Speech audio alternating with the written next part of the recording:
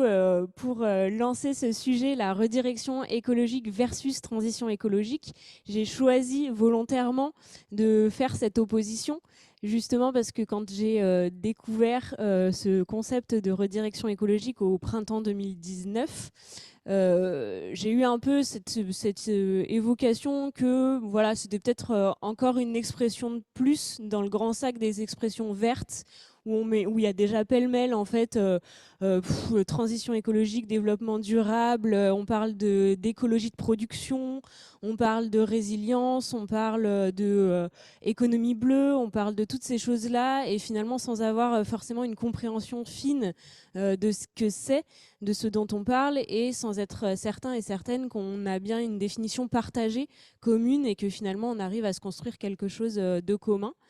À partir de ça, je me faisais aussi la réflexion que finalement ce flou entretenu par le vocabulaire, là, par tout ce nouveau vocabulaire qui émerge, est-ce que ça participait pas aussi à finalement ralentir les grands changements qu'il faut faire, la bascule que les entreprises doivent faire justement pour se remettre dans ces fameuses limites planétaires, pour remettre leurs activités et leur existence même dans les limites planétaires. Et donc, à un moment donné, est-ce que cette question toute simple du vocabulaire qu'on utilise nous aide dans la démarche ou au contraire nous ralentit? C'était la réflexion que je me faisais.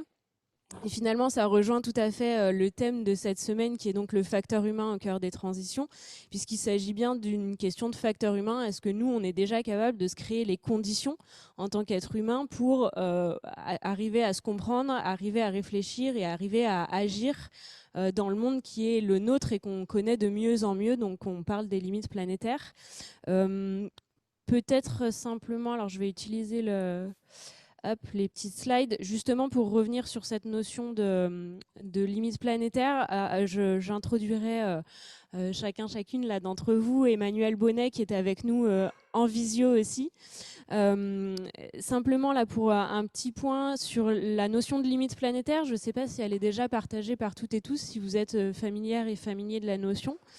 En fait, cette expression-là, elle est partagée à la fois dans la communauté scientifique et largement, c'est-à-dire que vous cherchez sur Wikipédia, vous tombez, c'est une ressource en soi qui définit assez bien les limites planétaires. Il y en a 10 qui s'affichent à l'écran ici, dont le changement climatique, l'érosion de la biodiversité, la manière dont on utilise l'eau douce sur la planète, etc. La mauvaise nouvelle, je dirais, c'est qu'il y a 6 de ces 10 limites planétaires qu'on a déjà dépassées, que collectivement, toute l'humanité, on a déjà dépassé. Pourquoi je parle des limites planétaires ? C'est parce qu'en fait, à chaque fois que l'une d'elles est dépassée, ce qui est le cas, ça génère des réactions terriennes, donc des crises climatiques, des floods, des inondations, des pics de chaleur très très importants. Et toutes ces conditions-là impactent directement les entreprises et leurs activités. Donc c'est vraiment un lien direct entre ce qui se passe au niveau de la planète, de la Terre, et ce qui se passe dans nos entreprises. Donc pour les entreprises qui ne sont pas dans l'agriculture ou pas directement connectées justement à cette terre, on pourrait se dire que cette question-là, elle est assez éloignée. Finalement, ça ne les concerne pas, bien au contraire. Il y a aussi, je vous renvoie, je n'ai pas mis le détail aujourd'hui, mais je vous renvoie à des documents fournis par Carbone 4 qui ont chiffré donc en termes de PIB, en termes de chiffre d'affaires, en termes de nombre de jours non travaillés, etc. Donc qui ont chiffré directement ce qui s'est déjà passé pour les entreprises avec les crises passées et ce qui est projeté, donc une baisse du PIB de 2%, etc. Ce qui est projeté avec les scénarios qui sont proposés, donc notamment les pics de chaleur qui vont faire par exemple que le Rhin à un niveau trop bas. Quand le Rhin a un niveau trop bas, il n'y a plus de transport, il n'y a plus de fret, il y a un bon nombre d'entreprises industrielles allemandes, par exemple, qui sont arrêtées ou en tout cas impactées. Et donc, ça liste comme ça un certain nombre de conséquences directes. Et là, on parle de conséquences économiques, humaines, matérielles, sur justement l'activité des entreprises. Et c'est ça le vrai lien. Et c'est pour ça, en fait, que la question de remettre, réaligner les activités des entreprises, les entreprises elles-mêmes dans ces limites planétaires, ça devient urgent en fait. C'est vraiment une question de quelque chose à faire. Après, il y a plein de, comme je disais, il y a plein de ressources sur lesquelles vous trouvez plus de choses sur cette notion de limite planétaire et leur lien avec les entreprises. L'objectif là aujourd'hui, ça va justement être de montrer une voie différente que la transition écologique, montrer ce que peut être la redirection écologique, en tout cas ce qu'elle est, telle qu'elle a été développée, initiée par Origins, donc Emmanuel Bonnet qui est présent, et puis telle qu'elle est mise en pratique dans des cas concrets avec Jérôme Cunier et Aurélie Moy, qui nous parleront d'exemples de ce qui se font dans des entreprises, avec des projets concrets, des produits, des marques connues, et justement pour illustrer ce fait que la redirection écologique n'est pas simplement un exercice de pensée ou quelque chose qu'on tente de faire sur le papier, mais vraiment quelque chose qui commence à prendre forme et qui a du sens sur le terrain, quoi. À travers là, ces exemples, on verra aussi que opérer une redirection écologique, ça amène à questionner très très profondément justement le devenir et la raison d'être de certaines activités clés des entreprises. Et moi, je pense notamment à toute la partie innovation, donc ce qu'on appelle les pôles innovation, les départements innovation, qui sont parfois aussi assimilés aux pôles R&D, recherche et développement, dans plein d'entreprises. En fait, quid de leur devenir dans ces limites planétaires, justement, puisque jusqu'à aujourd'hui, le rôle de l'innovation, la mission qui lui est attribuée, c'est justement d'assurer la compétitivité des entreprises. Donc, développer des produits nouveaux, des nouveaux matériaux, des nouvelles technologies, produire du nouveau pour se différencier de la concurrence et justement permettre de favoriser la croissance des entreprises. Si on se dit que cette croissance-là n'est plus envisageable dans le cadre des limites planétaires et pour se réaligner avec, alors quid de ces services d'innovation? Et attaché avec, quid du marketing, puisque finalement le marketing, le rôle, c'est de mettre sur le marché de nouvelles offres de produits et de services. Si on se dit qu'en prenant en compte les limites planétaires, on ne fait plus de nouvelles offres de produits ou de services, quid du rôle du marketing dans les entreprises? Donc, interroger comme ça avec la redirection écologique et aller interroger le cœur, quelle innovation, donc le cœur battant des entreprises. Moi, je parle de moteur ou de cœur battant souvent. C'est vraiment ça. Finalement, par effet boule de neige, on se questionne sur toutes les activités clés des entreprises et leur devenir, leur raison d'être. Est-ce qu'on souhaite les faire perdurer? Est-ce qu'on souhaite les rediriger, justement? Donc, vraiment, qu'est-ce qu'il en est de leur existence même?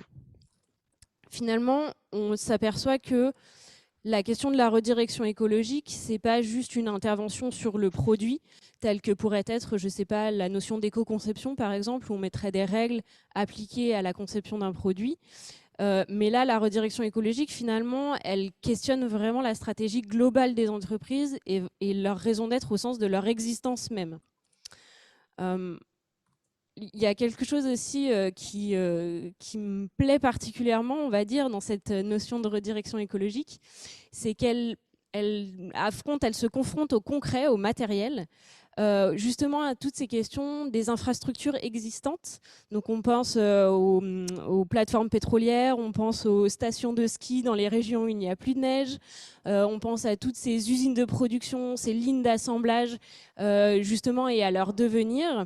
Et en fait, tout ce matériel-là à dimension gigantesque, qui est existant, qui est là, et qu'on ne va pas juste cacher derrière 2-3 arbres en espérant les faire oublier.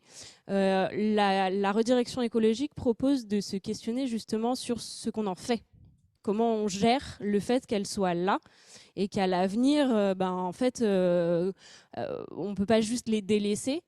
Et donc, qu'est-ce qui se passe pour ce matériel-là, ces équipements-là? Et je trouve que dans les notions de transition écologique, etc., ce côté matériel, un peu équipementier, un peu technique, est plutôt laissé de côté parce qu'on s'intéresse beaucoup au vivant, mais on ne s'intéresse justement pas tellement au côté matériel, technologique et très concret.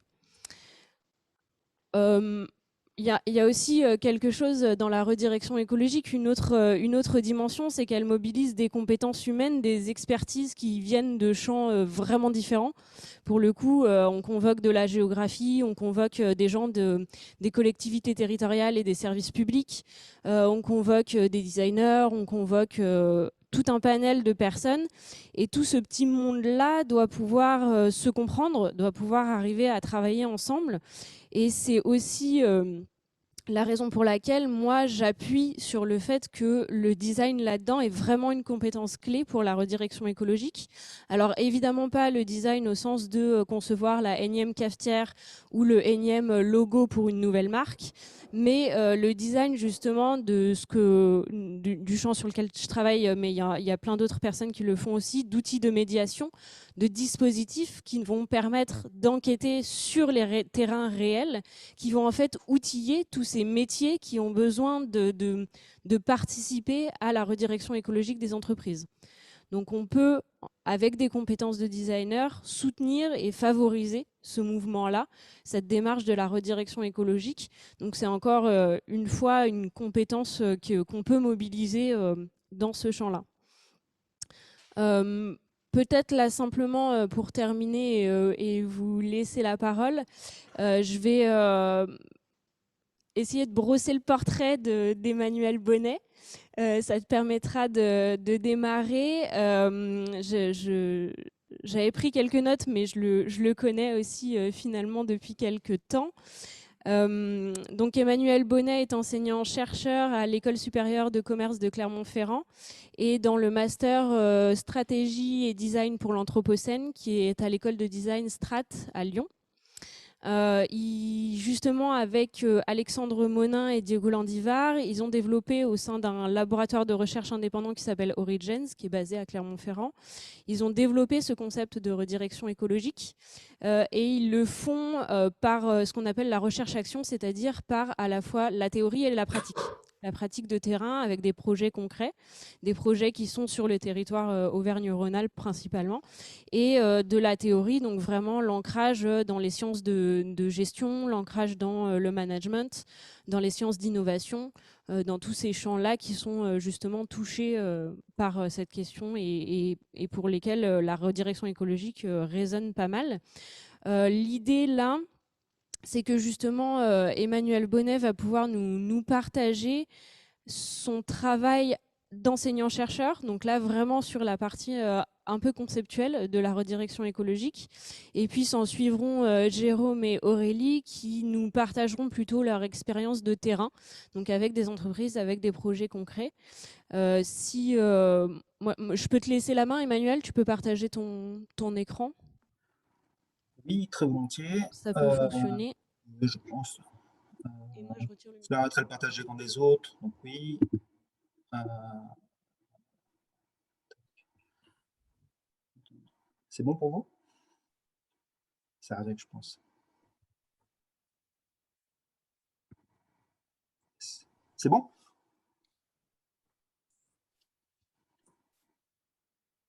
Est-ce que vous m'entendez bien?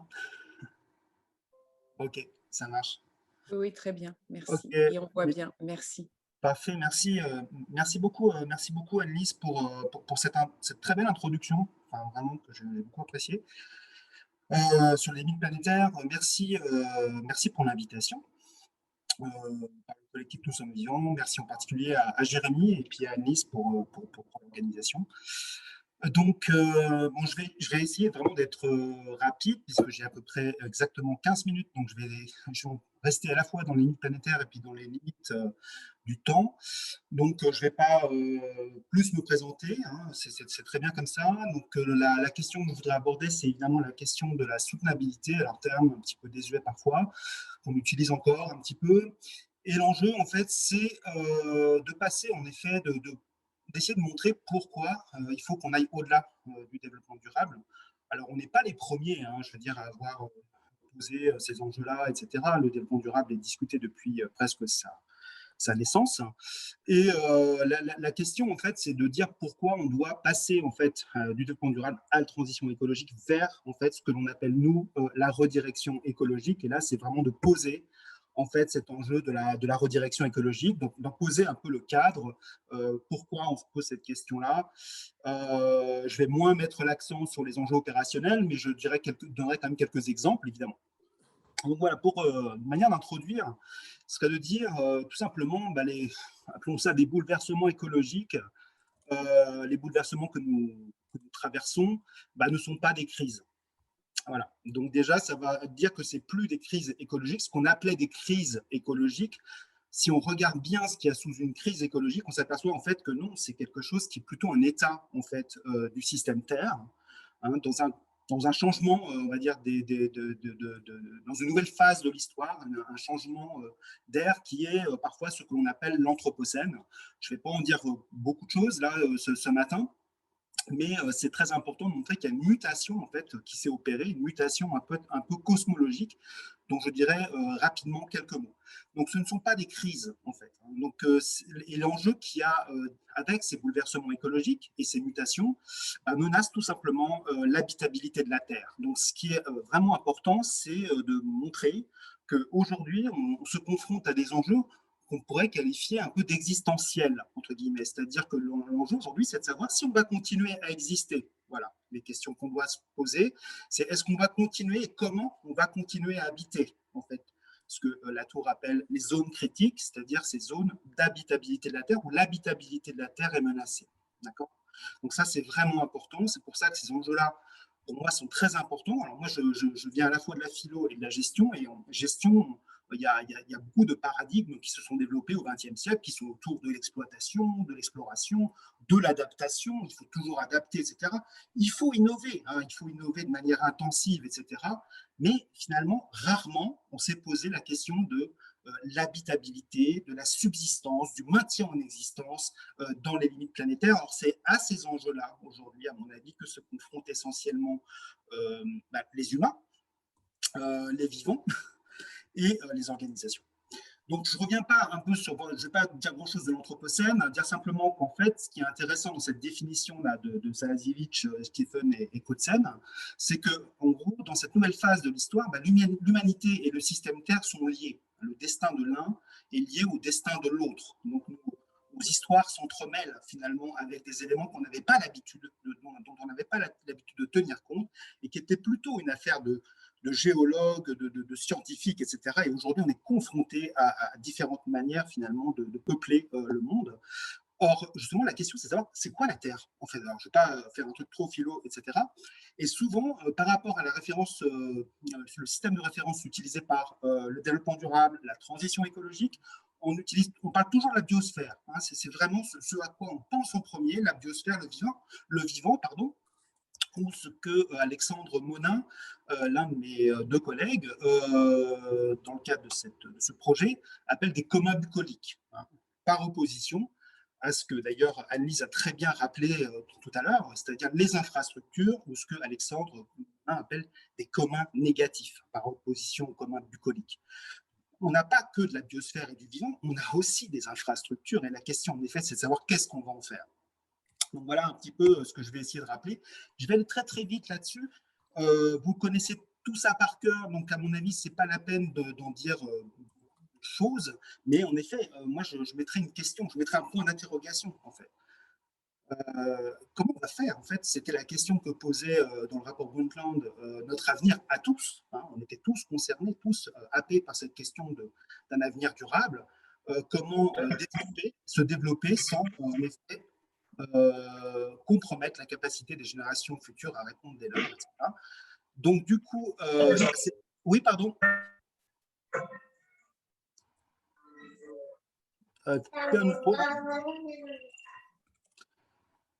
D'accord. Donc, du coup, cette trajectoire, en fait, du développement durable, on va dire qu'elle est inopérante. Hein. Elle ne fonctionne plus parce qu'en fait, on a clairement, dans un contexte qui a clairement en fait menacé les générations futures, les générations présentes, etc. Merci pour le troll.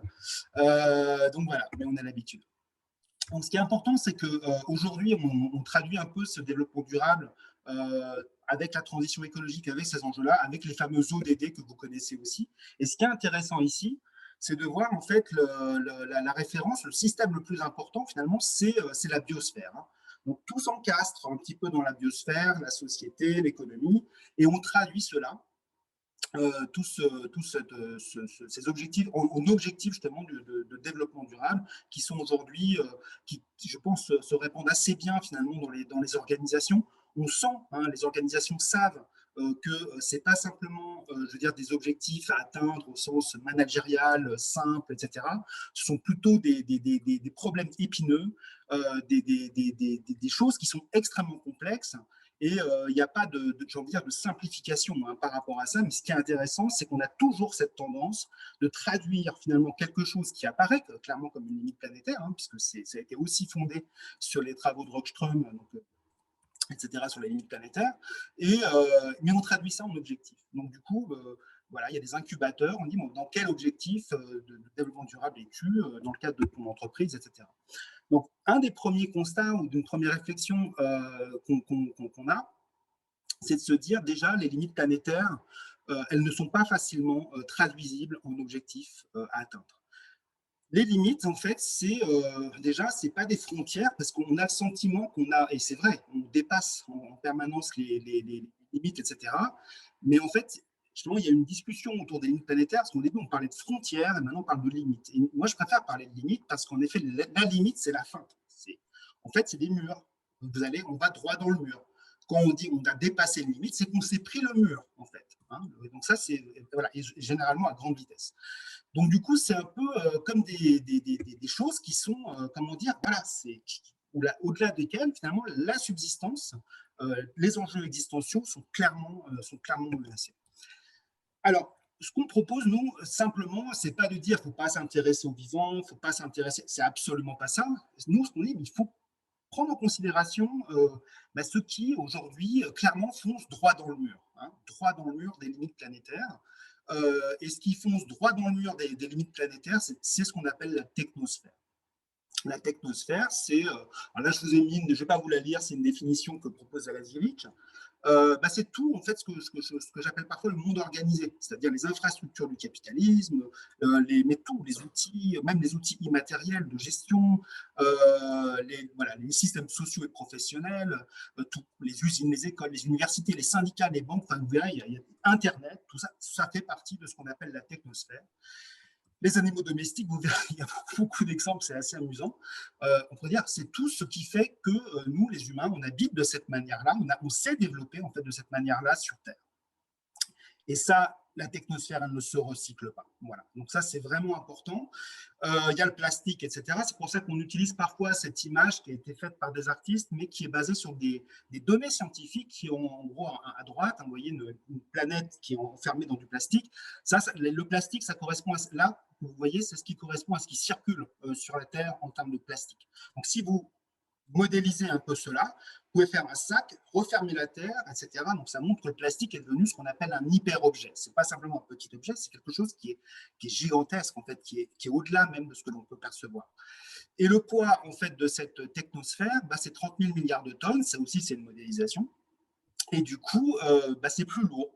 Hein, selon les résultats scientifiques, c'est plus lourd que la biosphère. Hein.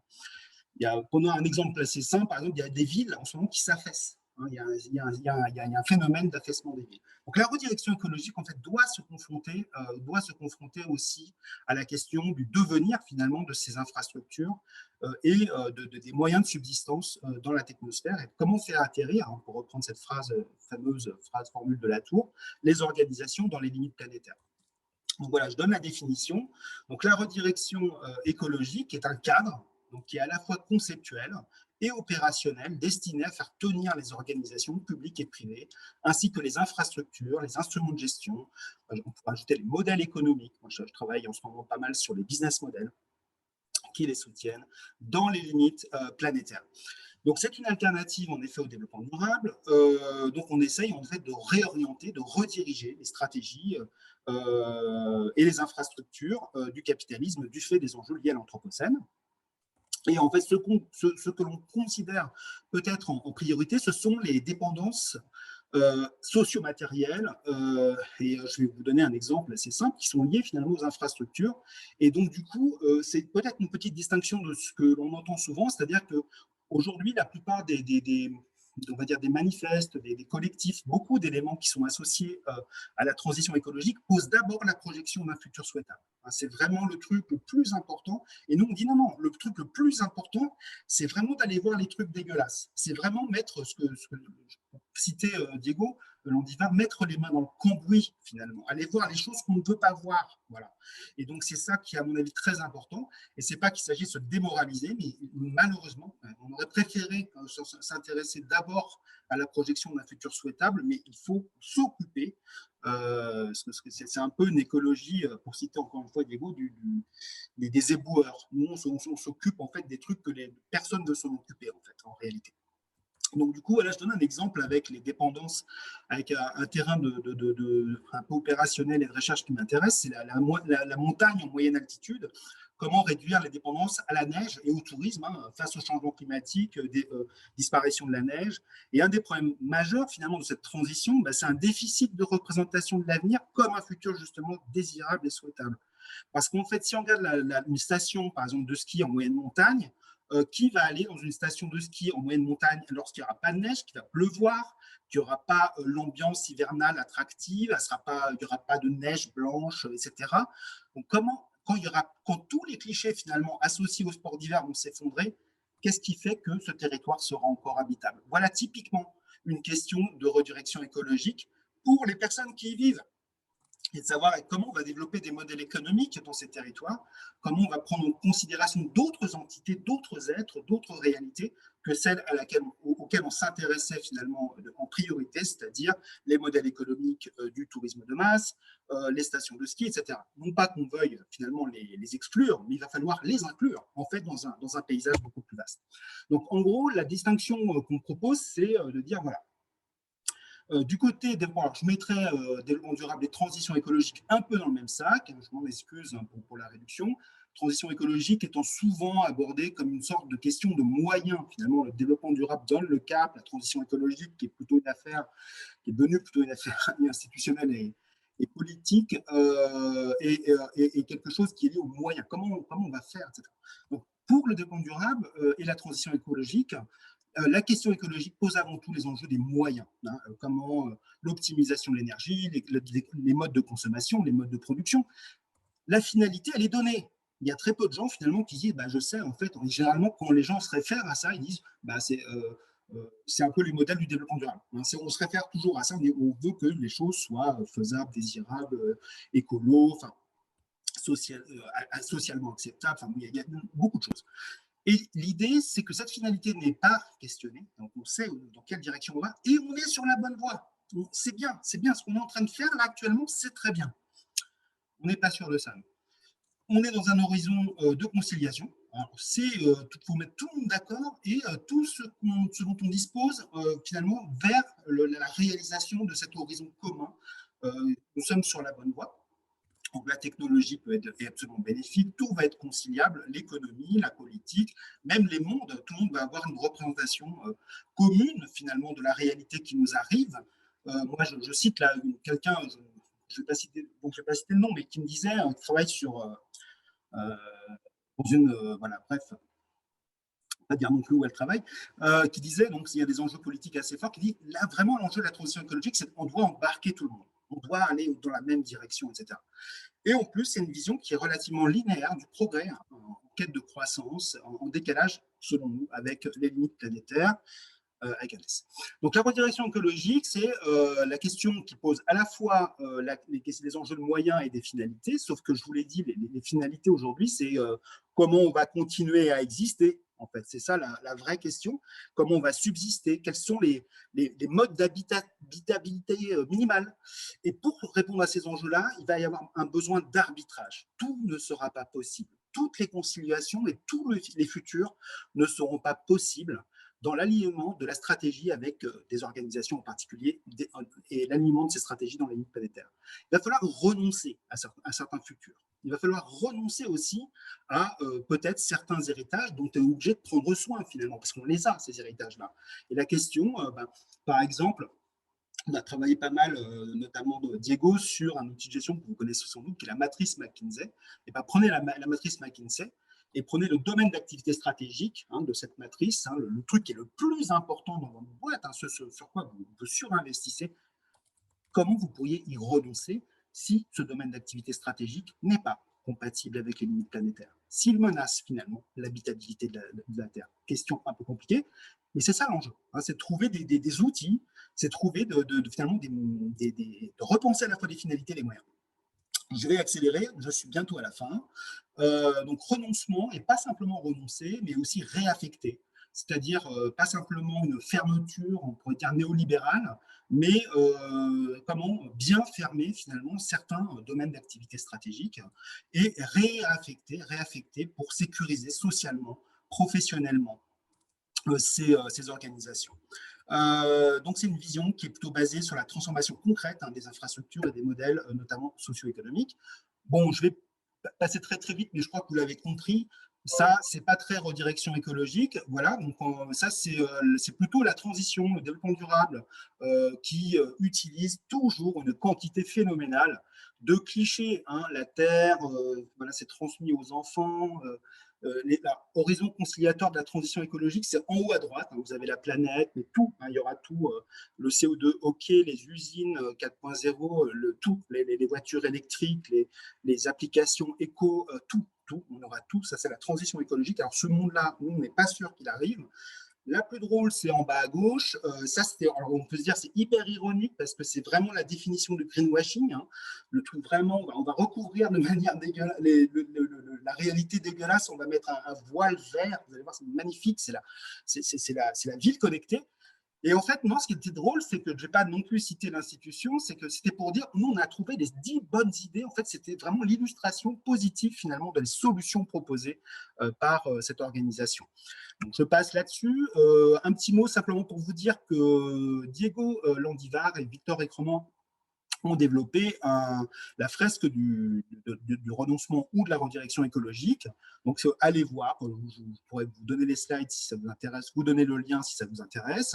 Nous travaillons avec une quinzaine à peu près d'organisations. Nous avons travaillé, en particulier, cet outil a été développé avec la ville de Grenoble en particulier. Voilà. Et là, c'est simplement pour, pas tant pour faire de l'autopromo, mais pour vous dire simplement que, voilà, d'où on parle en termes de sources. On a publié un petit bouquin, on a ce master stratégie design pour l'Anthropocène en collaboration avec Strat. Et je voudrais là rendre hommage à nos étudiants parce qu'ils ont fait un travail absolument, dont Jérôme est ici présent, exceptionnel. Et donc, vous pouvez voir les résultats dans la revue Horizon Public. Donc, ils ont été publiés et donc rédigés par les étudiants et les étudiantes, que je remercie infiniment. Magnifique première promotion. Et désolé si j'étais un peu long. Merci beaucoup pour votre attention. Merci Emmanuel pour cette présentation. Très bien. Et ben après cette présentation d'Emmanuel Bonnet là, qui nous a éclairé justement sur cette définition de la redirection écologique et qui nous a aussi amené quelques-uns des mots-clés qui y sont liés, dont le renoncement.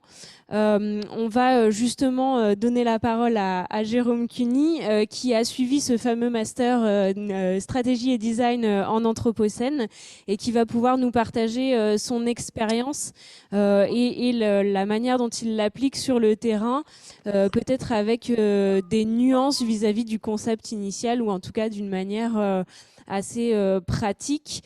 Simplement pour brosser ton portrait rapidement, Jérôme. Jérôme est océanographe physique de formation, donc issu de la recherche académique, spécialiste des régions arctiques, mais surtout entrepreneur. Il a cofondé 3 startups liées au développement durable et à la transition écologique. Et il a justement basculé dans la redirection écologique en entendant ce mot-clé de renoncement. Donc, il va pouvoir nous en dire plus sur les projets qu'il mène actuellement, puisque le master est en cours. Oui. Donc, on est en train de terminer le master avec cette première promo. Comme le décrivait Emmanuel, c'est la toute première promotion de ce master et maintenant on essaye de le mettre en pratique. Donc comme tu l'as dit, je suis océanographe physicien de formation, donc le sujet du changement climatique a fait partie de ma vie depuis 25 ans. Comme j'aime à le rappeler, j'étais à la COP 9 en 2003. Si ça vous intéresse, un jour, je vous raconterai comment le début de ma déprime a commencé ce jour-là, parce que je me suis retrouvé dans une des salles de négociation. Et quand j'ai vu comment ça avançait, déjà en 2003, j'étais inquiet.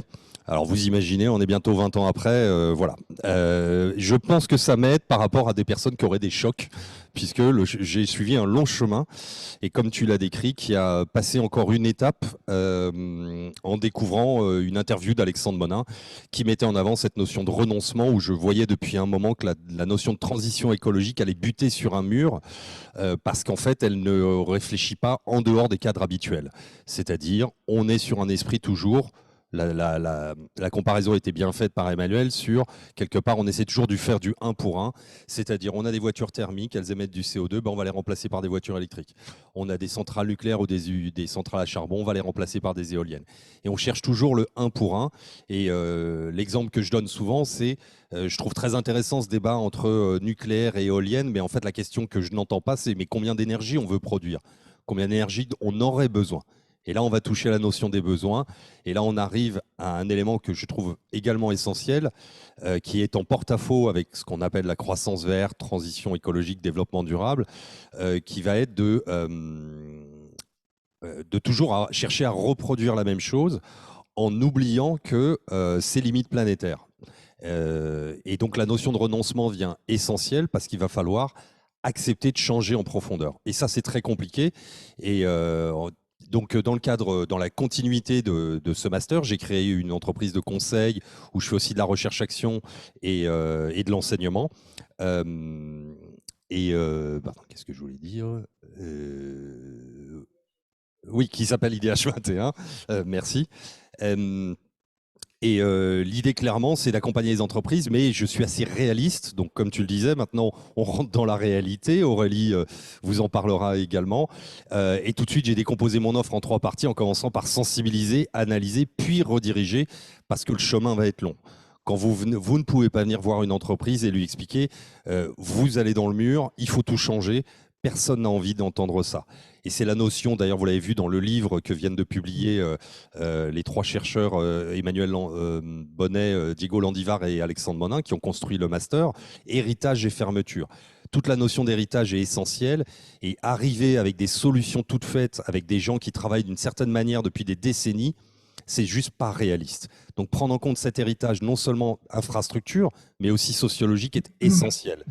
Donc, dans le cadre du master, et ce que je vais continuer avec mon entreprise en tant que consultant, on a des commandes, donc on a des projets très concrets à mener, et le mien avec un camarade de classe, Baptiste, a été orienté sur le sujet de la démobilité.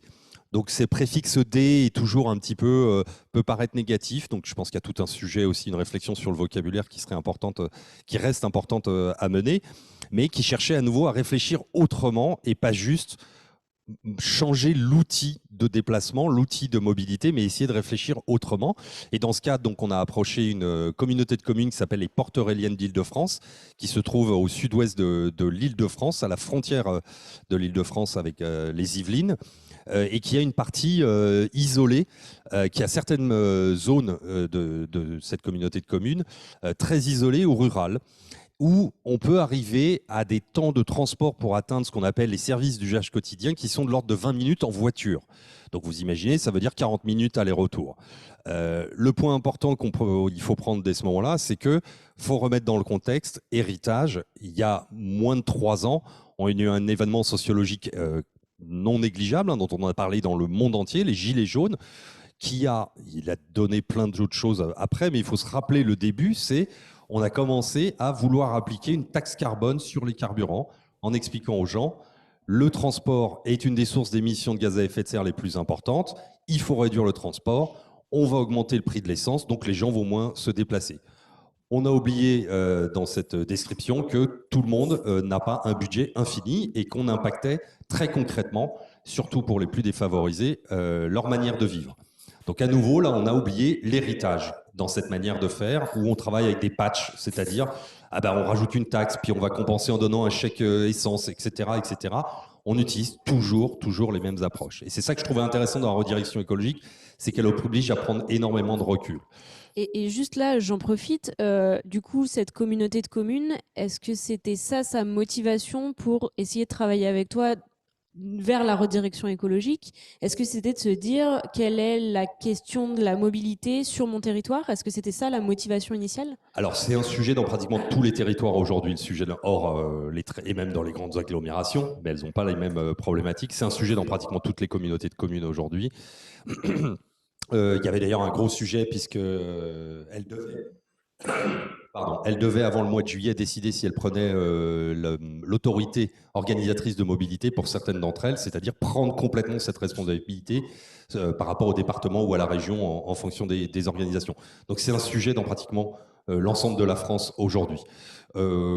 À nouveau, je vais mettre un petit bémol, on n'est pas arrivé en proposant de la redirection écologique du tout. Parce que le chemin, c'est un chemin où on les accompagne. Et je vais vous donner un exemple très concret. Quand on est arrivé, qu'on a proposé notre approche, qui à nouveau, pas solution toute faite, mais qui était une proposition de cadre du projet qu'on appelait Hub Ambulant, je vais vous en dire plus dans une minute. La première réaction qu'ils ont dit, ah oui, réduire la mobilité, ramener les services au plus proche des gens, super, on va discuter avec le Super U, on va mettre en place un drive.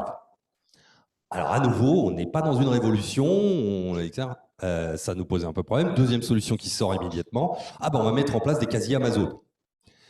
Dans un cadre classique, alors je vois mes camarades de classe qui sont dans l'audience, qui font les mêmes gros yeux que ceux que j'ai fait à ce moment-là au téléphone, donc mon interlocuteur ne l'a pas vu, qui est, on est toujours dans les mêmes solutions. Parce que l'important qui a été oublié, je pense, sur l'idée de la taxe carbone sur les carburants, et qui est d'ailleurs le titre beaucoup utilisé dans des masters qui commencent à s'inspirer du master stratégie et design pour l'anthropocène, qui est très nouveau, qui est souvent de réfléchir en termes de justice environnementale et sociale. Ces deux sujets ne peuvent pas être séparés. Et le social, ce n'est pas que prendre en compte le budget des gens, mais c'est aussi recréer des lieux de vie. On entend beaucoup parler de tiers-lieux et autres. Et donc, c'était un élément important et j'ai dû le répéter 10 fois cela. C'est-à-dire que nous, on voudrait vous accompagner en prenant en compte non seulement cette contrainte, on va dire technique de moins utiliser la voiture, mais aussi recréer des lieux de vie, recréer du lien social. D'autant plus que, vous le savez tous, il y a un vieillissement de la population qui n'est pas que dans les grandes villes, qui se trouve aussi dans les zones isolées. Et vous imaginez, quand les personnes vieillissent, la possibilité de se déplacer se réduit. Donc la proposition qu'on leur a faite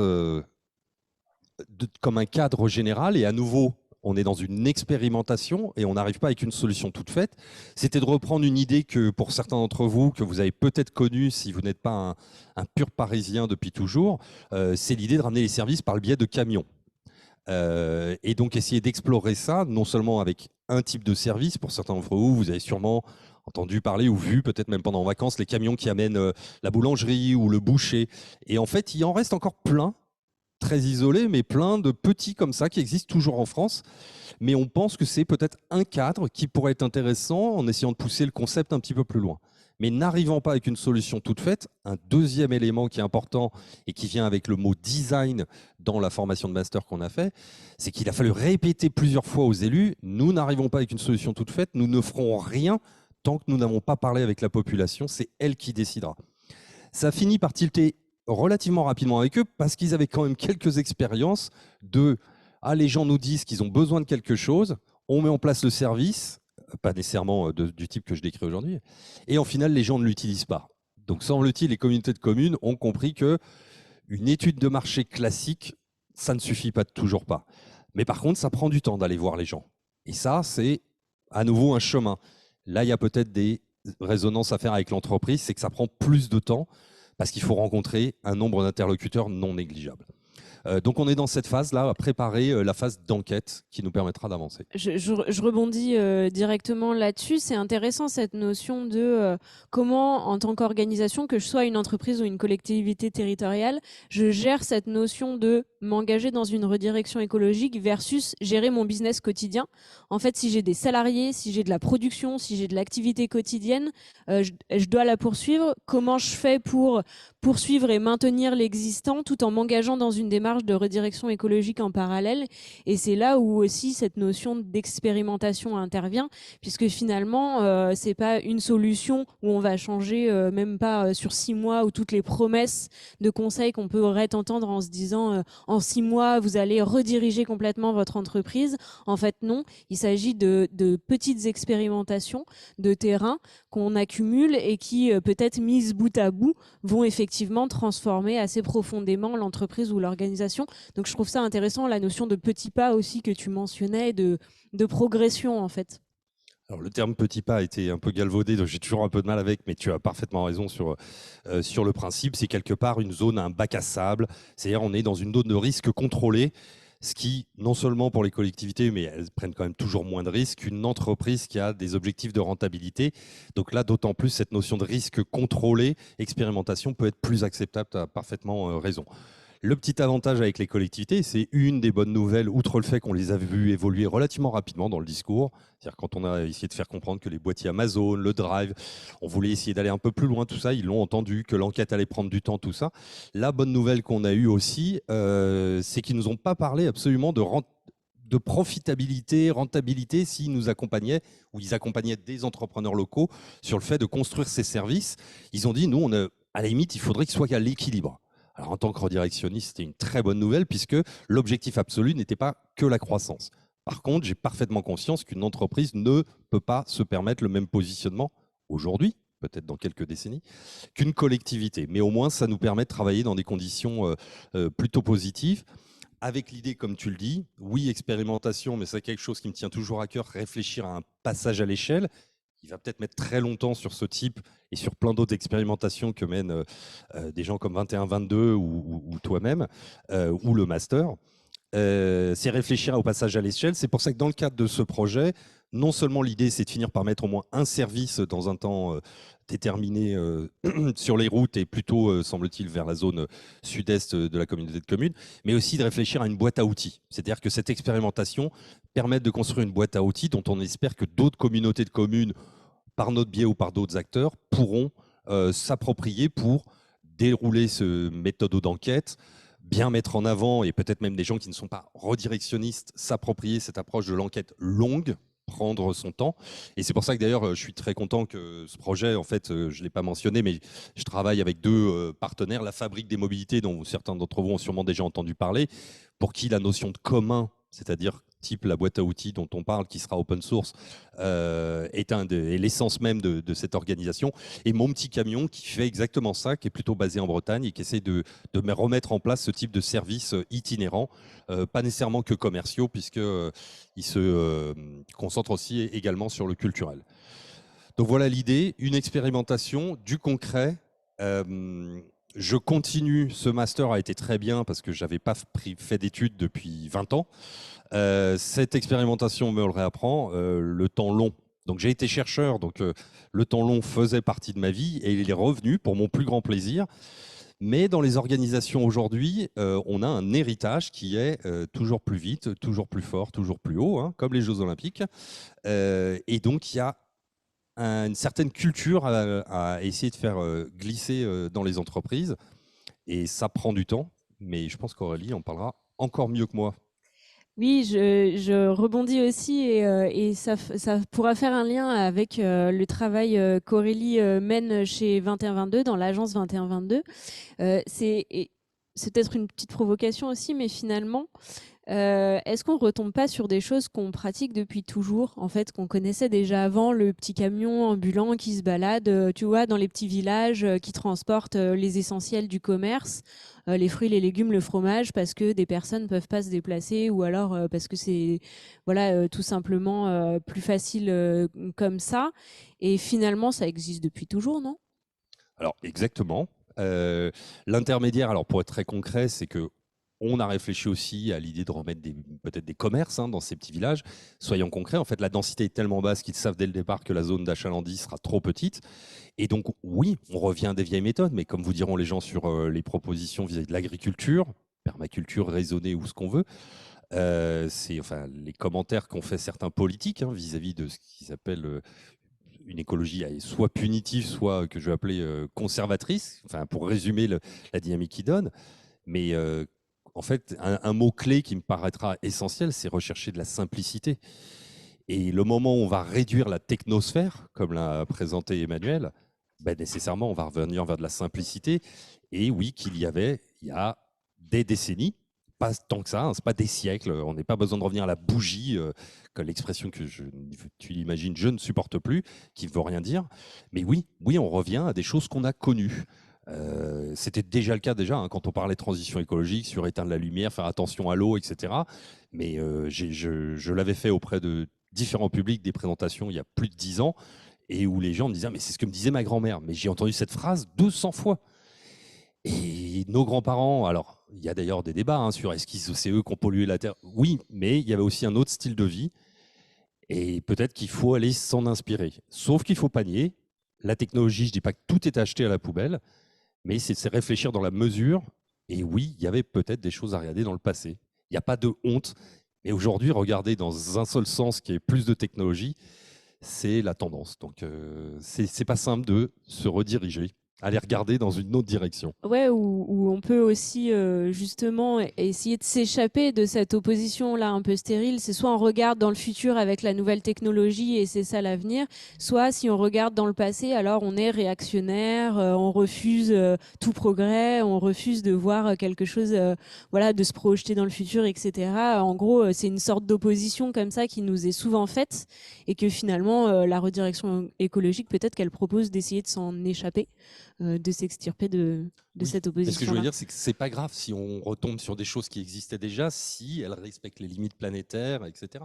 C'est pas grave. Il faut, comme tu dis, s'ouvrir.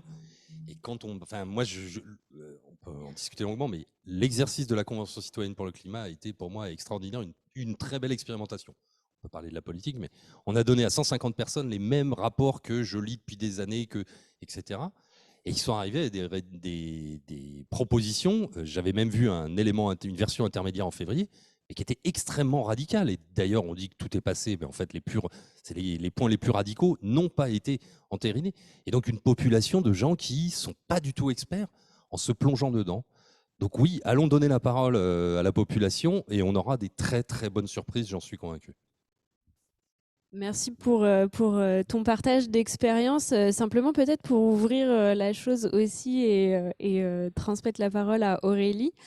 Quand on a discuté là un peu avant le rendez-vous d'aujourd'hui, tu évoquais le fait qu'il y a des renoncements qui sont aussi faisables avant que les projets adviennent. Et tu avais cité quelques exemples, c'est-à-dire que là, on parle plutôt de redirection écologique, de choses qui existent déjà, d'entreprises qui existent déjà, de communautés territoriales qui existent déjà et qui veulent changer, etc. Et on avait discuté de projets qui n'existent pas encore et que finalement des collectifs citoyens, etc., parviennent justement à faire renoncer, à faire en sorte que ces projets ne soient pas déployés. Donc si tu veux en dire un mot aussi.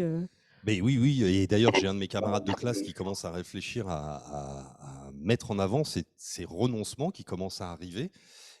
Mais c'est vrai que pour l'instant, les plus gros renoncements qu'on voit sont avant que les projets existent. Ça reste une très bonne nouvelle, surtout quand c'est écologiquement. Je mets de côté le sujet de l'emploi, qui est un autre sujet qu'on a beaucoup discuté, mais on ne pourra pas tout couvrir aujourd'hui. Et l'exemple, un des plus flagrants dont vous avez entendu parler, c'est Europa City, cet énorme centre commercial. Est-ce qu'il y a des raisons politiques qui ont fait que finalement, ils n'ont pas été soutenus ? Je n'ai pas tous les tenants et les aboutissants, mais c'était une occupation de terre dont on préférerait qu'elle reste non utilisée. Il se trouve que je suis en contact avec un élu régional. Je n'avais pas regardé le projet en détail parce que pour vous dire jusqu'où ça allait. En fait, je ne sais pas si vous le saviez, il y a une piste de ski qui était prévue dans Europa City. J'avoue que ma mâchoire, quand il m'a dit ça, ma mâchoire est tombée par terre en me disant « Ah, on en est encore là !» Parce qu'on n'a pas renoncé il y a 10 ans. Hein. Enfin, il y a 10 ans, ce projet, c'était il y a 2 ans. Donc, on était encore à imaginer de faire une station de ski dans un centre commercial. Alors, vu les sujets qu'étudie Emmanuel, entre autres, les stations de ski de basse altitude, oui, on pourrait se dire à nouveau, solution 1 pour 1. Il n'y a plus de neige, c'est pas grave, on va mettre les stations de ski dans les centres commerciaux. Alors pour moi, on était sur la stratosphère. Donc c'est une très bonne nouvelle, on commence à avoir des renoncements.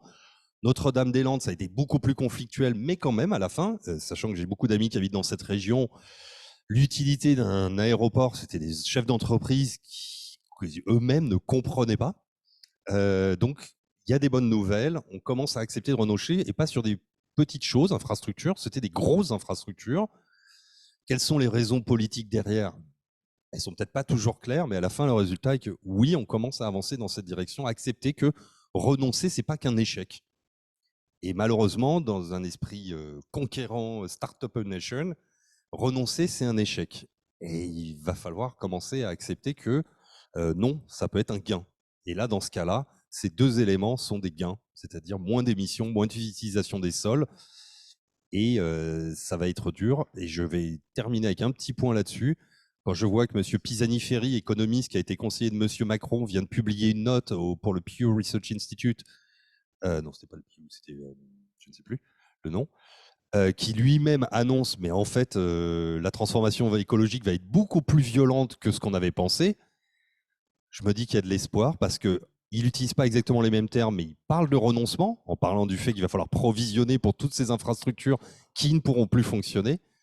Donc il y a quelque chose qui est en marche. Ce mot de renoncement, il est encore vous voyez, mais il commence à apparaître, il avance tout doucement. Ça n'est pas le seul, parce qu'apparaît, ça paraît négatif. Il y a de la construction, de l'imagination, de nouvelles approches, mais on ne pourra pas éviter cet aspect renoncement, et même pour les entreprises, et c'est là où ça ne va pas être simple, je pense. Et effectivement, là, donc tu as cité l'aéroport Notre-Dame-des-Landes et le projet d'Europa City. Si vous entendez aussi en bruit de fond, mais c'est des choses qui reviennent assez régulièrement. On a parlé d'un surf park dans la région de Lyon, par exemple, de créer une vague artificielle pour que les gens puissent faire du surf à l'intérieur de Lyon. Déjà, même sur le papier, c'est plutôt étonnant comme proposition.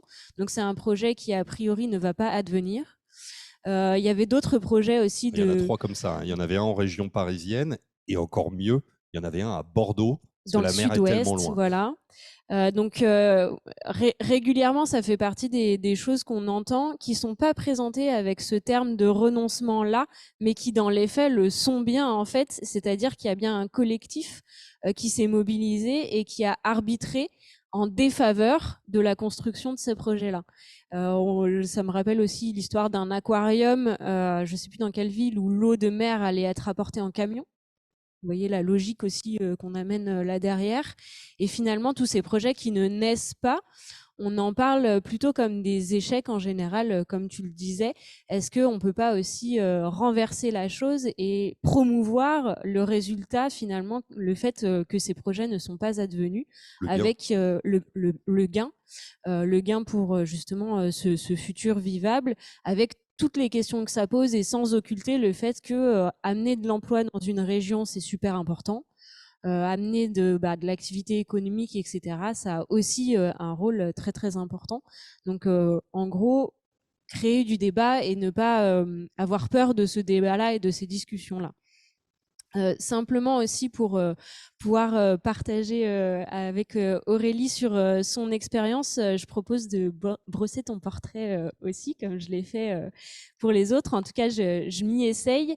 Donc, Aurélie est ingénieure, élue à la ville de Saint-Brieuc, en Bretagne. Elle a monté le premier village de Tiny House en France, donc Tiny House mini habitat, si on veut le traduire comme ça.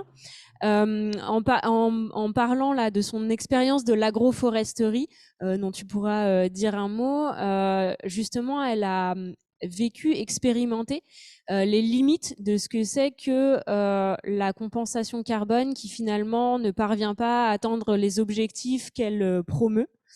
Si on peut le dire comme ça, tu pourras l'expliquer. Et Aurélie a aussi finalement basculé dans la redirection écologique, puisqu'elle est donc redirectionniste au sein de l'agence 2122. Je te laisse présenter les projets et les réalisations justement que vous faites chez 2122. Merci Annelise pour l'introduction. Merci Jérôme aussi pour ton partage. Il y a pas mal de choses que tu as dites qui ont résonné avec mon expérience chez 2122 sur le fait que ça prend du temps, qu'on commence un peu dans un bac à sable, c'est pas trop engageant et qu'après ça prend du temps pour déployer des vraies redirections dans les entreprises. Nous, on vit ça aussi chez 2122. Du coup, Annelise, elle m'a demandé d'expliquer pourquoi ça s'appelait 21-22. On nous pose souvent la question, et puis c'est pas le même 21 de IDH 21 a priori, même si c'est les mêmes chiffres. Du coup, pour nous, 21-22, c'est 4 chiffres qui caractérisent un peu une empreinte écologique idéale qu'on aimerait atteindre pour rester dans le cadre des limites planétaires, avec le premier 2 qui représente les 2 tonnes de CO2 équivalent par an et par personne à atteindre en 2050, le 1 pour une seule planète pour tout le monde. Ça nous donne une surface écologique disponible de 2 hectares par habitant, tout ça pour rester en dessous de la limite des 2 degrés par rapport aux accords de Paris. On aurait pu s'appeler 21-1,5, mais on s'appelle 21-22. Voilà. Du coup, agence de redirection écologique, on a créé avec mon associé qui s'appelle Vincent Rabaron il y a bientôt 2 ans. Et comment on est arrivé tous les deux à créer 21-22, c'est pas mal inspiré par cette image-là. Vincent était directeur délégué chez Pure Projet. Je ne sais pas si certains d'entre vous connaissent cette entreprise sociale créée par Tristan Lecomte, qui vise à planter autant d'arbres que possible, donc qui opère des projets de reforestation, d'agroforesterie et de conservation forestière. Ces projets sont financés par des entreprises et idéalement, ils sont opérés au sein des chaînes de valeur de ces entreprises. Donc l'exemple classique, c'est Nespresso qui plante des arbres dans les plantations de café pour compenser son empreinte carbone et bénéficier de tous les co-bénéfices des arbres sur la biodiversité, les sols, l'eau, etc. Donc je travaillais chez Pure Projet et j'étais en charge d'un programme pour un industriel verrier qui s'appelle Veralia. L'industrie verrière, c'est une industrie qui est hyper carbonée. Globalement, leur métier consiste à brûler du gaz pour porter des fours à 1400 degrés pour faire fondre du sable et produire du verre pour faire de la bière Heineken, des pots de confiture Bonne Maman, du verre à usage unique. Et ils avaient fait appel à nous, Pure Projet, et j'avais du coup avec Vincent contribué à monter un programme où ils dépensaient presque 600 000 € par an pour financer des projets de reforestation qui leur permettaient de compenser 1% de leur empreinte carbone. Et du coup, moi, en participant à tout ça, ça m'a pas mal questionnée. Ça faisait des années ils essayaient de s'engager à réduire leur empreinte carbone en augmentant un peu le taux de verre recyclé qu'ils mettaient dans leur four, en faisant des investissements énormes pour améliorer la performance énergétique de leur four. Et tout ça, ça leur permettait de réduire en intensité l'empreinte carbone du verre, donc émettre un peu moins de carbone pour chaque tonne de verre produite. Mais chaque année, ils produisaient plus de verre. Et du coup, ça faisait des années que leurs émissions de carbone étaient en augmentation. Et quand on regarde la courbe qui est recommandée par la communauté scientifique d'inverser cette courbe des émissions avec cette pente aussi raide que ça, et quand on voit les ajustements à la marge sur lesquels ils travaillaient depuis des années, on dit mais c'est pas possible, ça ne peut pas marcher. Et finalement, si on veut diviser par 10 l'empreinte carbone d'une bouteille en verre, il suffit de la réutiliser 10 fois, grosso modo. Et donc, ça veut dire pour Veralia changer de métier. En fait, ça veut dire ne plus produire du verre à usage unique, ça veut dire ne plus être un verrier, mais devenir un lave-vaisselier, en fait. Et s'engager à fond sur des systèmes de consigne et devenir un opérateur de systèmes de consigne en local de réemploi du verre. Et donc, ça veut dire changer de métier. Et donc, c'est à partir de cet exemple-là, on s'est dit, mais finalement, c'est aussi un peu à ce moment-là qu'on est tombé sur les écrits d'Alexandre Monin et ses collègues qui parlaient de redirection écologique. Et ce terme-là, ça nous a vraiment fait tilt. On s'est dit, mais oui, en fait, si on veut aller chercher ces courbes-là, ça veut dire nécessairement changer radicalement les business models des entreprises. Et donc, ça veut dire, redirection écologique. Donc, c'est comme ça que... Oui, je me souviens, quand on en a parlé, tu avais formulé ça avec une phrase assez parlante là, que j'ai retenue. C'était le triptyque mesurer, réduire, compenser n'est pas satisfaisant. Il détourne les entreprises des vraies questions qu'elles doivent affronter. Donc en fait, elles se satisfont de compenser leurs émissions carbone, alors que finalement, l'objectif à atteindre n'est pas du tout là et la voie à prendre n'est pas du tout celle-ci. Ouais, c'est ça, c'est ce qui faisait mesurer, réduire. Et en fait, penser comme ça, Pour le coup, ça nous empêche complètement de penser en dehors de la boîte et on peut pas faire autre chose que des ajustements à la marge quand on regarde l'existant et qu'on essaye incrémentalement de l'améliorer. Et finalement, pour nous, ce qu'on considère être la seule voie de redirection écologique pour l'industrie verrière.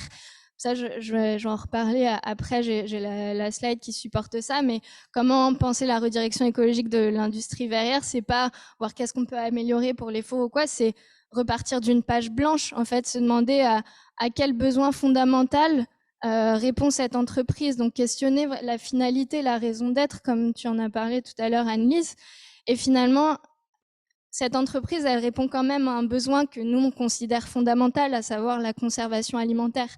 Même en 2050, même dans un monde neutre en carbone, on aimerait bien quand même pouvoir stocker 2-3 trucs dans notre cuisine, dans des contenants qui seraient bons pour notre santé. Mais pour faire ça, on n'a pas forcément besoin de produire du verre neuf. En fait, comment on peut répondre à ce besoin de conservation alimentaire? Peut-être d'une toute autre manière que le fait Verallia aujourd'hui. Donc pour ça, on repart d'une page blanche et on se dit, bah oui, finalement, ce qui est génial avec le verre, c'est pas qu'il se recycle, c'est qu'il se réemploie. Et donc après, ça revient aussi, comme on a dit tout à l'heure, à revenir à des choses qui existaient déjà, le réemploi du verre.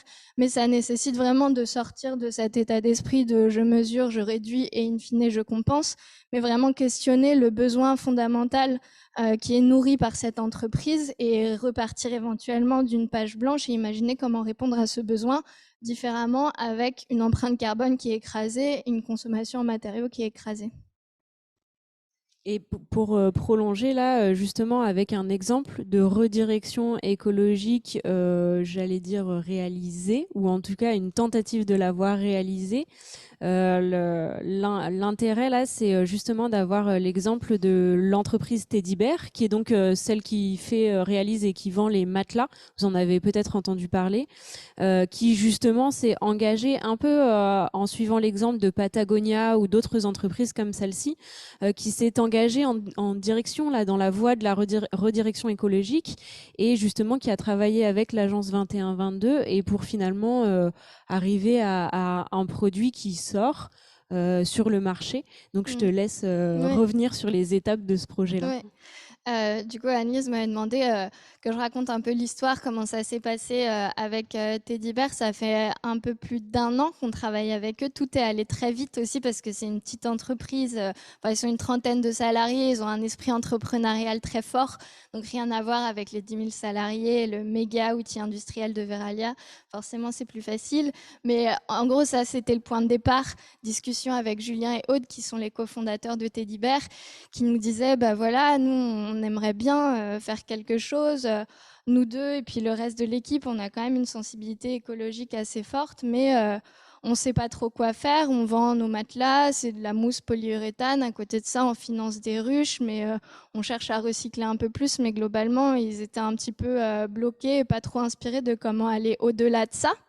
Et dans les premiers échanges, ils nous ont dit, par contre, nous, notre cœur de métier, c'est vraiment vendre ce matelas Teddy Bear. C'est notre produit, c'est notre produit phare. C'est notre métier de vendre ce matelas sur lequel on a travaillé en mousse polyuréthane. Et du coup, on ne peut pas toucher au produit.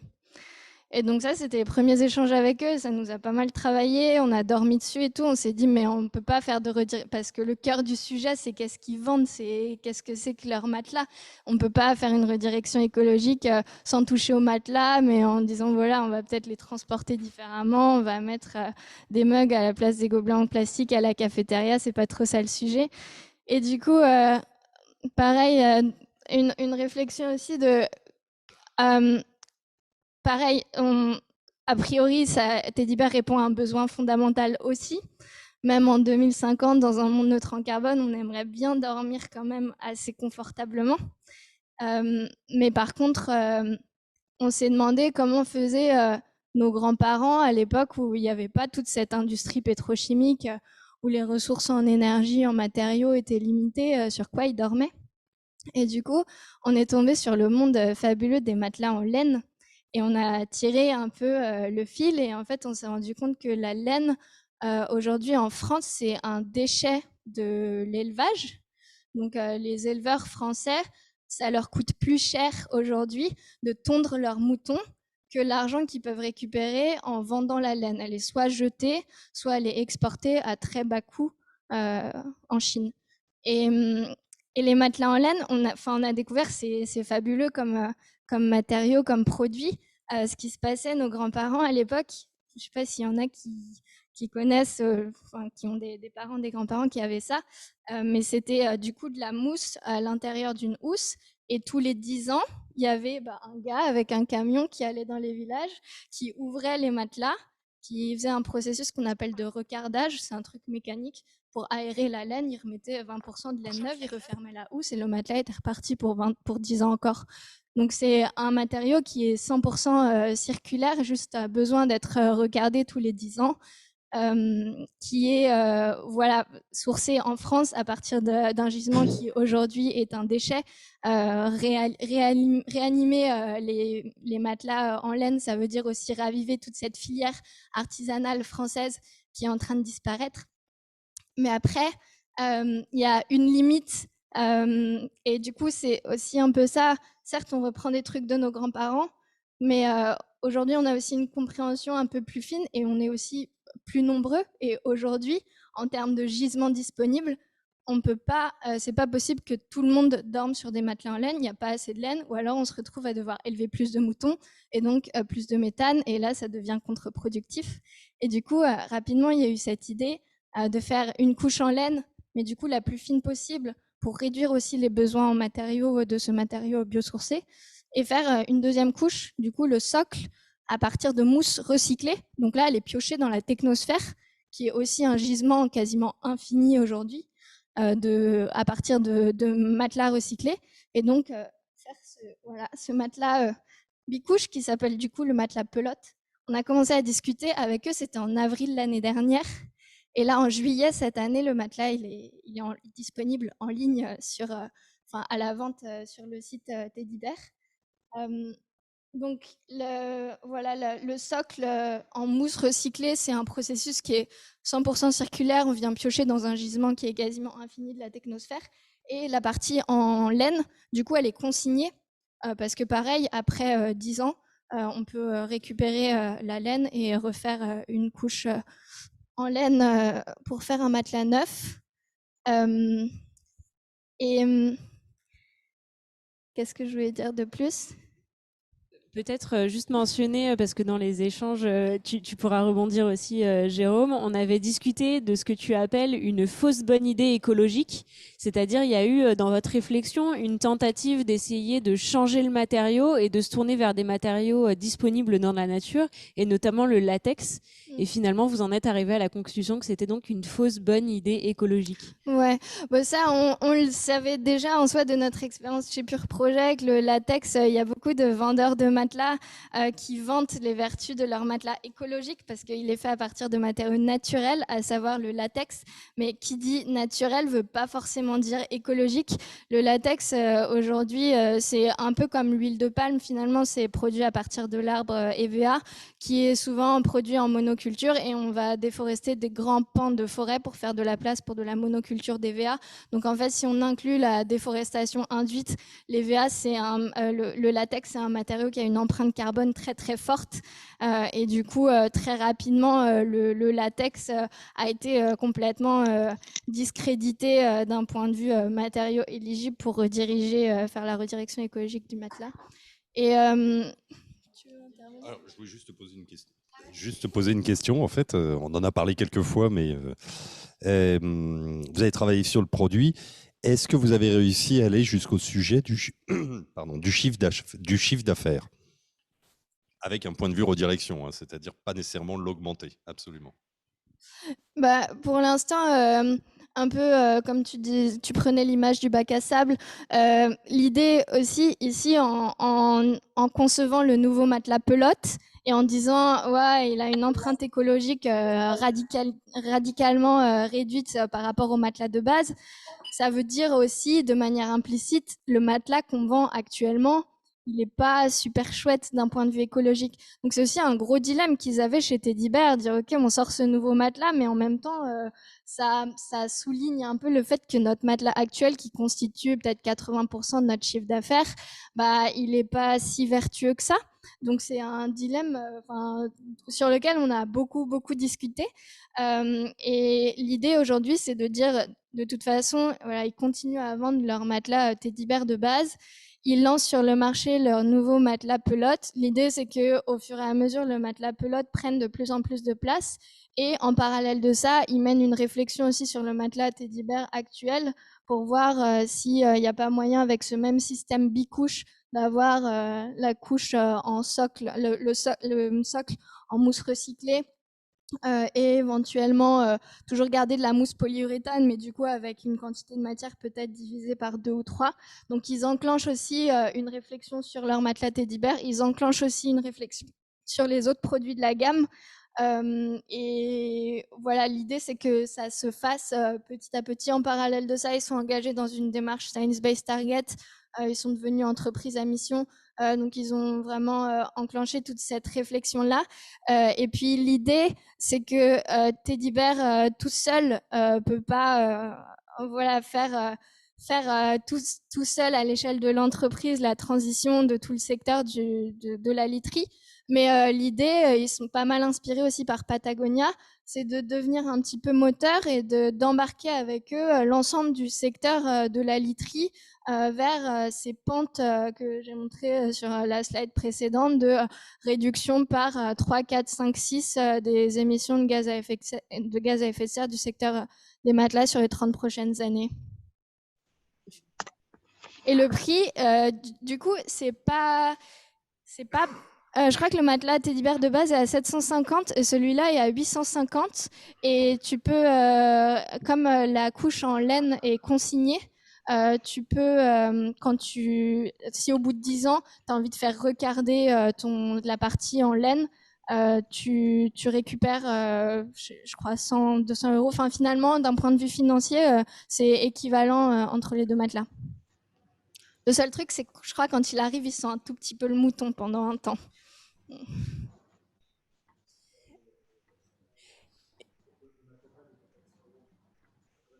Ah ok, pardon. Ok, ok. Moi, vous pouvez aller voir sur le site de toute façon de Teddy Bear. Ouais. Voilà. Après ça, j'ai commencé à en parler un peu de certains exemples. Bon, nous, on n'est pas chercheurs, on ne fait pas des théories très complexes sur la redirection écologique. C'est plus inspiré de nos expériences avec les différentes entreprises avec lesquelles on travaille. Et du coup, on a identifié un peu différentes manières de penser la redirection écologique d'une entreprise, vraiment inspiré de cas concrets. Donc le premier, c'est prendre un pas de recul. Donc ça, c'est inspiré notamment, on travaille beaucoup pour le groupe Vinci, notamment Vinci Énergie. Donc Vinci Énergie, c'est des gens typiquement qui installent des chaudières dans les bâtiments, qui gèrent des bâtiments. Et donc ça fait des années qu'ils disent ok, on va faire quelque chose pour le climat. Du coup, nos commerciaux, ils vont se déplacer avec des véhicules électriques, mais on va continuer à installer des chaudières gaz dans les bâtiments. Du coup, on leur dit, mais en fait, prenez un pas de recul. Ça, certes, c'est vos émissions directes, c'est votre scope 1 et 2 pour ceux qui connaissent. Mais si vous prenez un pas de recul, en fait, le sujet, c'est pas comment vous vous déplacez, c'est qu'est-ce que vous installez chez vos clients. Et on donnait cette image un petit peu choc pour leur ouvrir les yeux par rapport à ça, en leur disant, nous, on préfère que vous veniez dans un SUV tout crado nous installer une pompe à chaleur hyper efficace, plutôt que vous veniez dans une petite Zoé électrique nous installer une chaudière gaz. En fait, le vrai sujet, il est là. Donc ça commence à rentrer un petit peu dans les entreprises, notamment parce que l'initiative Science-Based Target incite aussi de plus en plus les entreprises à considérer leur scope 3, donc leurs émissions indirectes. Donc ça commence à rentrer, mais voilà, ça prend plus de temps parce que forcément c'est plus facile pour les entreprises de regarder leur flotte de véhicules que de regarder ce qu'ils installent chez leurs clients ou ce qu'ils achètent chez leurs fournisseurs. Mais ça commence à rentrer. Et le gisement d'impact, je crois que si on prend par exemple Vinci Énergie, leurs émissions directes, donc les émissions sur lesquelles aujourd'hui ils ont des objectifs, ça représente 3% de leur empreinte carbone globale si on considère aussi les émissions indirectes en amont et en aval de leur chaîne de valeur. Donc vraiment, si on leur dit si vous voulez contribuer à ces pentes qui vont comme ça, les gros gisements, en fait, ils sont dans ce que vous installez chez vos clients. Et demain, votre métier, c'est de devenir des vendeurs de sobriété des bâtiments. Et aujourd'hui, c'est un chantier énorme de la transition écologique et sur lequel vous avez vraiment une carte à jouer. La deuxième, c'est revenir aux besoins fondamentaux de l'entreprise. Donc, c'est inspiré de l'exemple Veralia dont j'ai parlé tout à l'heure. Se demander à quoi l'entreprise répond et éventuellement repartir d'une page blanche et trouver une manière peut-être complètement différente de répondre à ce besoin avec des consommations en matériaux, en matières significativement moins importantes. Se demander comment faisaient nos grands-parents, un peu avec l'exemple de Teddy Bear, même si... Voilà, par rapport à nos grands-parents, on a aussi ce socle en mousse recyclée issu de la technosphère. Donc c'est un beau mélange entre des choses de nos grands-parents et puis des choses qu'on sait faire aujourd'hui. Le quatrième exemple, pour le coup, c'est plus théorique. C'est un exemple qui nous fait un peu rigoler, qui nous fait triper avec Vincent, mais on n'a pas de clients là-dedans. Mais pour vous donner une image, on pensait à la salle de sport, typiquement la salle de sport parisienne. On se dit, OK, ils veulent faire quelque chose, ils veulent faire leur transition écologique.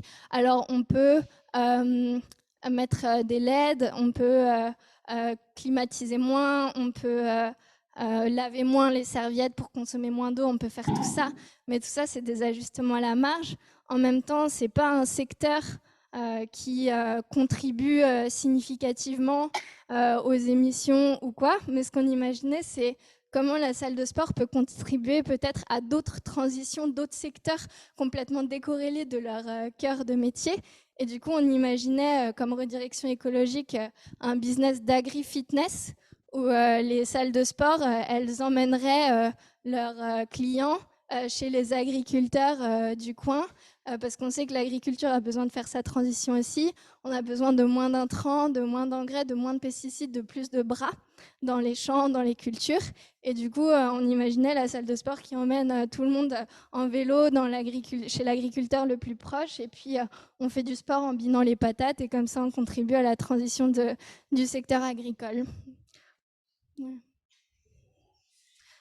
Merci pour ce partage de l'expérience et notamment du cas Teddy Bear, là, qui finalement est une entreprise qui se positionne un peu comme pionnière dans cette voie vers la redirection écologique et est plutôt intéressante. En plus, elle est française, donc aussi susceptible d'entraîner dans son sillage d'autres entreprises de même taille ou de même secteur ou de secteurs différents. Donc ça, c'est super intéressant.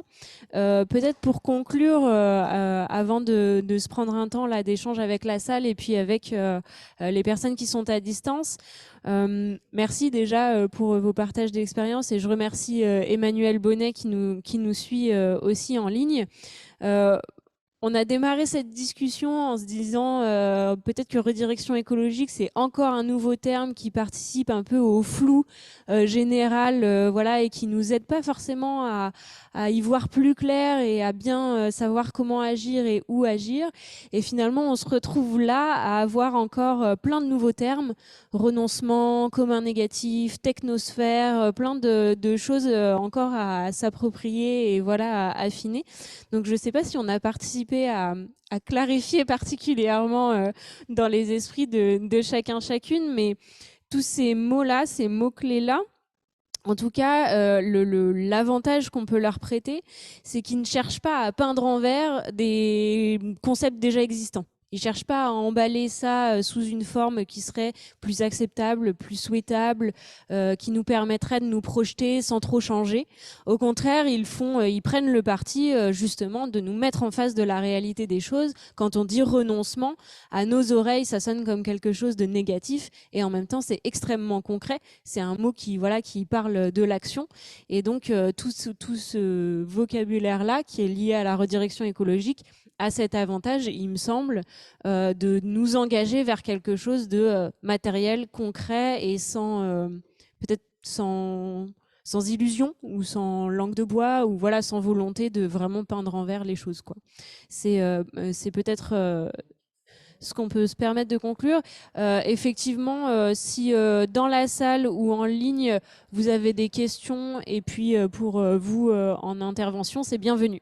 Voilà. Alors, j'ai une première question en ligne. Est-ce qu'il y a un site ou des outils ou une méthode autour de la redirection accessible pour découvrir ce qu'est la redirection?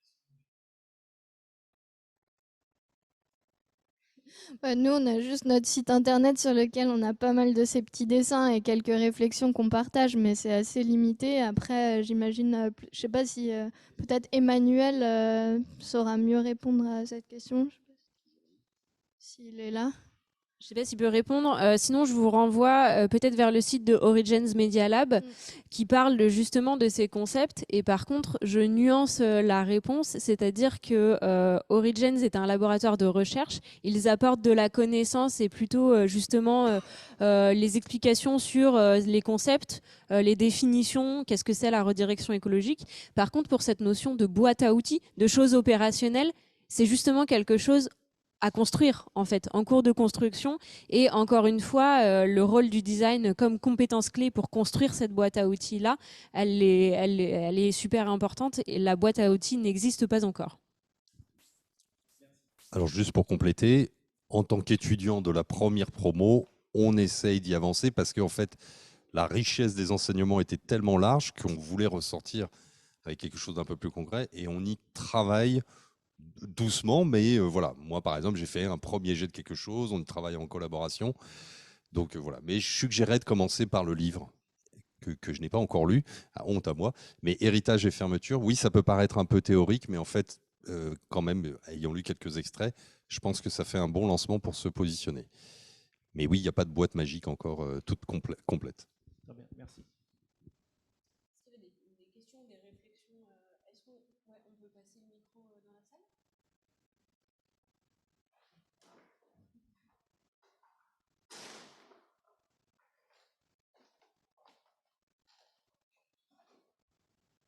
Peut-être juste vous présenter un mot et puis. Oui, moi je suis Chani Lens, je fais de l'adaptation transformationnelle de PME et de TI. En fait, je me posais la question, j'ai bien imaginé la redirection pour l'exemple du verre.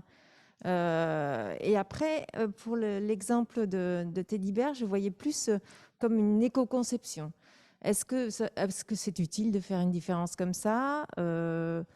Oui, non. Ça me paraissait beaucoup plus redirigé dans le cas du verre. Ouais, pour nous, on considère que ça va dans le sens de la redirection à partir du moment où ça contribue à faire tenir l'activité de l'entreprise dans les limites planétaires et de les aligner avec les trajectoires de transition préconisées par la communauté scientifique.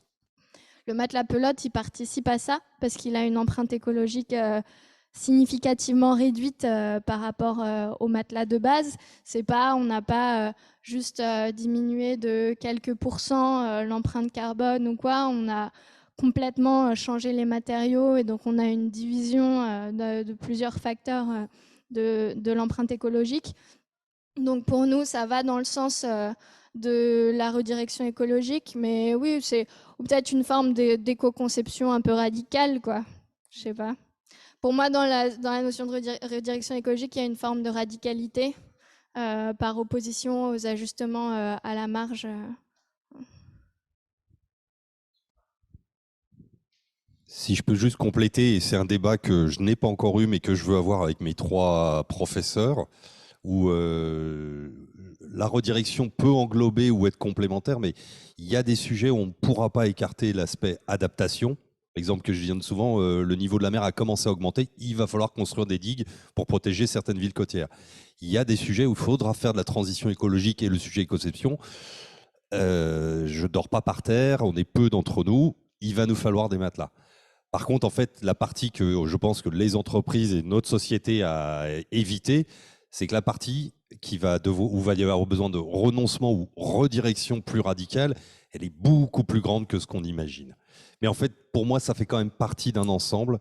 Et adaptation, transition sont des sous-composantes de la redirection. Enfin, voilà, Je n'ai jamais testé ça auprès de mes professeurs. Je vais peut-être me faire engueuler à la fin de ce truc. Mais voilà, je suis convaincu de ça. Par contre, le problème, c'est qu'ils sont dominants aujourd'hui, adaptation, transition, et que la redirection, elle fait mal, c'est renoncer, donc on ne se plonge pas encore dedans. Donc je ne pense pas que c'est toujours en confrontation, même si on a mis un versus, mais c'est plus parce que le poids est déséquilibré aujourd'hui. Harmonia de l'école fertile. J'avais une question sur les questions de compétences. J'étais curieuse de savoir ton profil et celui de Vincent, donc si vous êtes des ingénieurs notamment, et aujourd'hui dans les métiers des redirectionnistes, il y a quand même encore des compétences très techniques à mobiliser ou c'est surtout des compétences transversales? Merci. Du coup, Vincent et moi, on est tous les deux ingénieurs de formation. Moi, je me suis spécialisée pendant ma formation sur les sujets écologiques. J'ai fait un master d'ingénieur environnemental, un parcours en sciences pour les défis de l'environnement. Après, je pense pour être redirectionniste, mais après peut-être que tu pourras compléter. Pour moi, la compétence principale, c'est d'avoir une bonne compréhension des limites planétaires et de l'ensemble des enjeux environnementaux, que ce soit climat, biodiversité, ressources et tout ça. Donc quand on est ingénieur, peut-être que la formation aide à avoir une compréhension rapide et holistique de ces sujets, mais je pense que c'est accessible à tout le monde et qu'il y a plein de gens aujourd'hui, quelle que soit leur formation, qui se forment par des lectures, des podcasts, des vidéos sur tous ces sujets et qui ont le niveau de compréhension nécessaire pour avoir cette vision globale nécessaire pour penser la redirection écologique.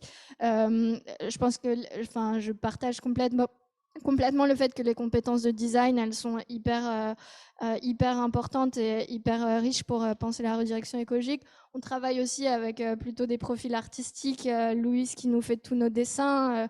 Il y en a qui ont plus des profils, parce que dans le format agence, on travaille comme ça avec un réseau de plein de gens. Il y en a qui ont plus des profils commerce. Il y en a qui sont comédiens. Enfin, il y a vraiment, je pense que tous les profils peuvent contribuer à la redirection écologique à partir du moment où chacune a pris le temps de bien comprendre en profondeur et dans toute la complexité ces sujets des limites planétaires. Tu voulais compléter Juste pour pour la compléter dernière minute. en 20 secondes, pour vous dire, dans le master qu'on a fait, il y avait 2 philosophes, des jeunes étudiants en design, on était 25 et les profils, les scientifiques et ingénieurs étaient plutôt une minorité. Et en conclusion, je vous dirais qu'on nous parle tout le temps d'innovation technologique pour cette superbe croissance verte. Et moi, je pense que c'est de l'innovation socio-économique dont on a besoin, parce qu'on entend trop peu parler. Donc, on aura besoin de beaucoup plus de profils différents des scientifiques. Et je dis ça bien que j'en sois un initialement. Merci à toutes et à tous pour cette table ronde, pour le partage d'expériences dont on a pu bénéficier ici.